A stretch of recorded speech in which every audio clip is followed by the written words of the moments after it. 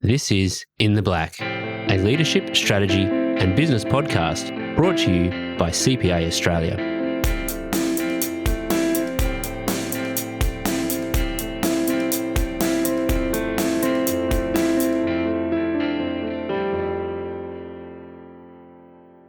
Welcome to CPA Australia's In the Black podcast. I'm Patrick Fulchen, Sustainability Lead at CPA Australia. Now, usually we have conceptual conversations around sustainability, but today we have a case study for you on how Hobart Airport integrates sustainability into their strategic plans, and we're speaking with Kate Gillies, CPA. Kate is the Chief Financial and Commercial Officer at Hobart Airport. She has a range of experience including finance and treasury management, commercial analysis, business strategy, accounting, risk management, and stakeholder engagement. She has worked in the utilities industry for over 15 years in both infrastructure and retail businesses, most recently as the CFO of Aurora Energy, and prior to that as the Deputy CFO of Hydro Tasmania. Kate has been with Hobart Airport since 2021. Welcome to In the Black, Kate. Lovely to be here. Thank you. Now, Kate, just reflecting on a recent In the Black article that featured Hobart Airport, you made the point about embedding sustainability into everything you do. So maybe by way of a first question, if you can give us some background as to how you go about identifying sustainability risks and incorporating that as part of your business response at the airport. Yeah, sure. So we've worked really hard on making sure that sustainability isn't just an afterthought, that it's actually the core of what we do and how we make decisions as well. And when we consider sustainability, we think about it from a couple of perspectives, I suppose. So we think about in terms of inspiring people and community, about being a trusted business partner and being a sound environmental steward as well. And then we think about some specific criteria that go around that. But we embed those criteria into all of the decisions that we make. So we put that lens over everything we do. And I suppose once we do that, we sort of have a couple of immediate or a lot of immediate climate-related risks. So, for example, the weather events that cause flight delays, more severe weather events that impact our operations, such as lightning and electrical storms, increases in rainfall and flooding that impact our assets, and changes in wildlife patterns. But then we also have risks from changing expectations and behaviours of our partners and passengers, like in response to climate change and climate change mitigations. So, changing expectations around availability of infrastructure for electrification of vehicles is a big one. Access to sustainable aviation fuel and being able to meet that. How our car rental partners, the types of vehicles they have at the airport. And then the risk as well in terms of the consideration of passengers around wanting to minimise climate change impacts of flying too. So it's sort of coming in a lot of different directions to us, which I think is why it's important that we're integrating sustainability into everything. Yeah, and I like that point you made about sort of the global, more broad impacts of sustainability. So just thinking about at Melbourne Airport, they're obviously contemplating building a third runway. And I think one of the key considerations for them as well was the impact on nature, in as much as wildlife that would need to be moved away from that particular site. So it's always good to hear that it's a well-rounded approach. But maybe just reflecting on some of the physical risks from climate change. So you mentioned storms and, all these kind of things that are happening in a more frequent fashion. By way of contingency planning, so when these things do happen, how do you actually maintain operational capability at the airport?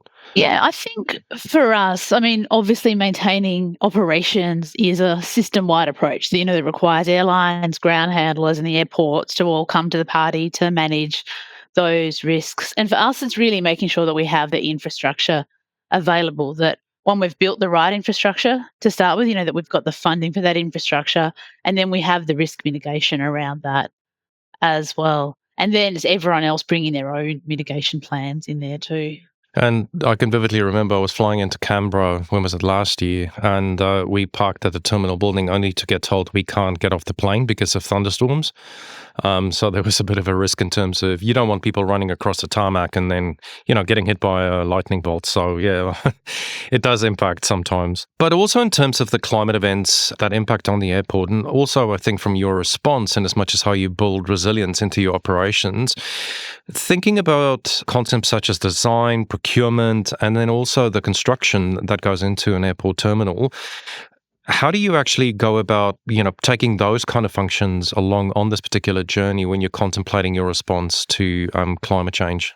Yeah, so I think the first thing is making sure it's core part of the decision making process. So, in terms of the concept plans that we develop, in terms of the procurement plans, and in terms of the business cases, that sustainability is considered in all of those processes. And there's an explicit mechanism to do that. So, it doesn't come as an afterthought, it's really integrated into the infrastructure that we build.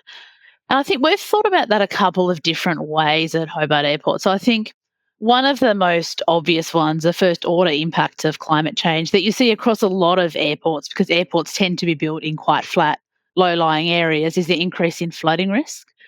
And so what we're doing is making sure that when we build new infrastructure, that we take the latest flood modelling into consideration and build up some of our assets higher than we have in the past to mitigate that risk. Mm. The other thing we're very conscious of is our impact on climate change too. So we at the moment are at the very end of doing a major airfield upgrade. We describe it as a once in a generation upgrade to our airfield.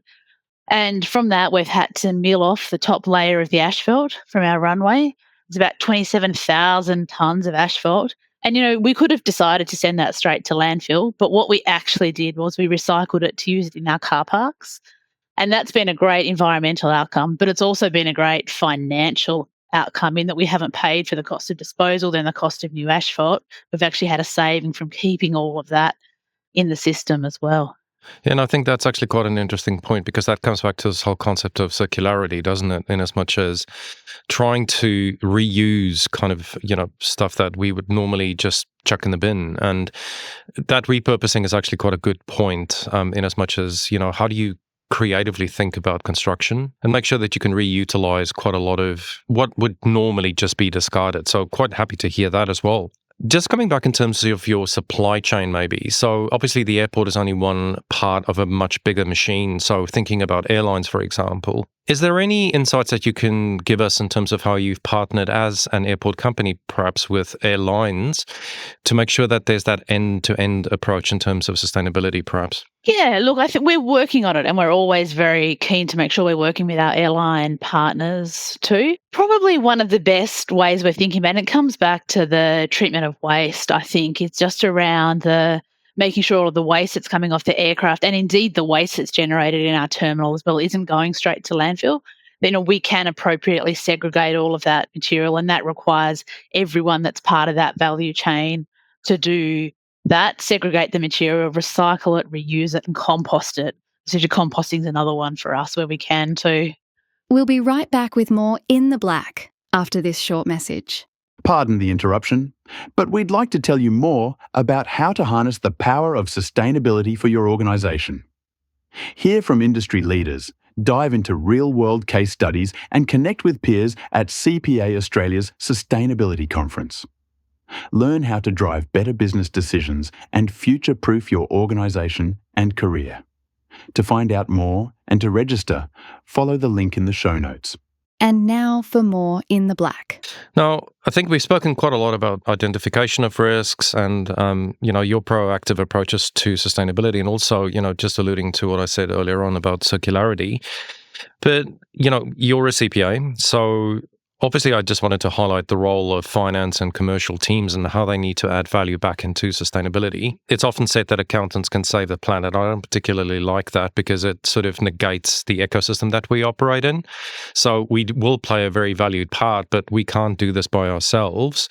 But if you're reflecting in terms of the way that you've approached it from your finance team and your commercial teams and how you've harnessed that, could you perhaps explain to us why you think that finance and commercial teams are best placed to drive strategies, and what kind of skills you can draw on from those teams to really drive success? Yeah, sure. Look, I think finance and commercial teams play a really important role in it, but everyone plays a really important role in it. And when you have everyone working together towards the same goals, I think is when you get kind of the best sustainability outcomes for an organisation. But specifically in terms of the finance team, I think one of the benefits that they have in driving this within a business is that, they're often the first port of call that others within a business go to do things like, get help with business cases, get help with procurement plans, get help with setting of KPIs. And, finance teams, traditionally the home of the numbers. When they broaden that out to be the home of kind of good business decisions, I think that's when they can play a really important role in integrating sustainability into the consideration of business outcomes rather than just those traditional financial metrics in terms of profit and loss, balance sheet, funding kind of impacts as well. I think the other interesting thing about the role of the finance team in sustainability is with the introduction of the new Australian sustainability reporting standards. Finance is always the department where it has the processes and procedures designed to kind of satisfy external reporting and audit, but now we'll have a mandate to gather much more and much broader information around sustainability and climate change as well, and bring some of that rigor that we brought to financial reporting and financial analysis to sustainability. And that has the potential to be a bit of a driver within the business as well. Yeah, and I think it's a very valid point you raise, because I usually talk about the classic disciplines within the profession. So, looking at things like financial reporting, which is where the standards would presumably sit, because it's financial accountants that produce that information for users of information. And then the second component to my mind is that audit and assurance function. So again, coming back to the requirements under the legislation, obviously you can't just produce information. That needs to go through that third-party verification.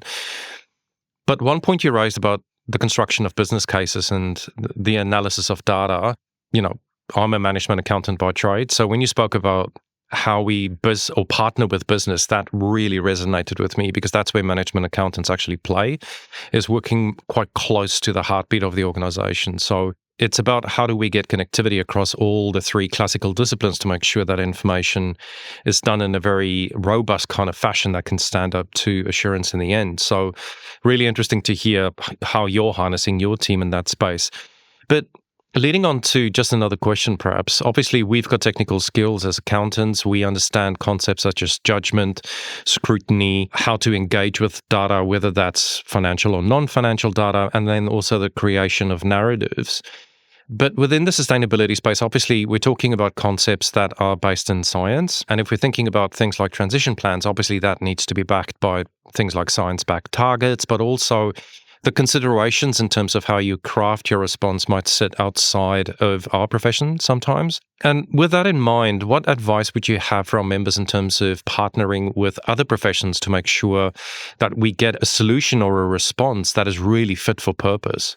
Yeah, that's a really good question. And I think, from my perspective, like an airport, it's a really interesting environment to work with. And there's a lot of external people that you can partner with, a lot of external organizations that have an interaction with your asset.